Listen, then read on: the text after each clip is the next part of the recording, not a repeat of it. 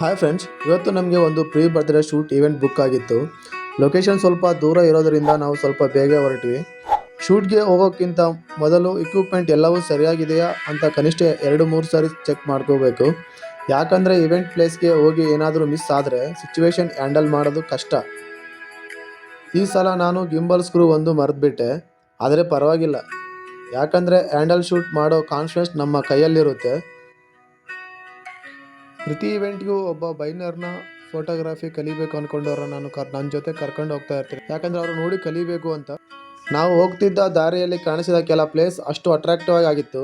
ಒಂದು ಕ್ಷಣ ಶೂಟ್ ಮಾಡೋಕ್ಕೆ ನಿಲ್ಲಬೇಕು ಅನಿಸುತ್ತೆ, ಬಟ್ ಏನೂ ಮಾಡೋಕ್ಕಾಗಲ್ಲ, ನಾವು ಹೋಗಲೇಬೇಕು. ಶೂಟ್ ಅಂದರೆ ಯಾವಾಗಲೂ ಒಂದು ಸಣ್ಣ ಭಯ ಇರುತ್ತೆ ಫ್ರೆಂಡ್ಸ್. ನಾವು ಇಮ್ಯಾಜಿನ್ ಮಾಡಿದ ಫುಟೇಜ್ ಬರ್ತಾ, ಅವರು ಕೋಆಪ್ರೇಟ್ ಮಾಡ್ತಾರಾ, ಶೂಟ್ಗೆ ಟೈಮ್ ಕೊಡ್ತಾರಾ ಅನ್ನೋ ಒಂದು ಸಣ್ಣ ಟೆನ್ಷನ್ ಇರುತ್ತೆ.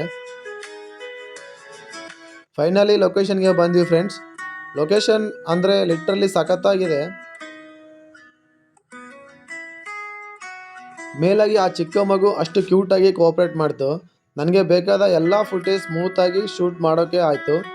ಪ್ರತಿ ಇವೆಂಟ್ ನಮಗೆ ಒಂದು ಸಣ್ಣ ಪಾಠ ಕಲಿಸುತ್ತೆ.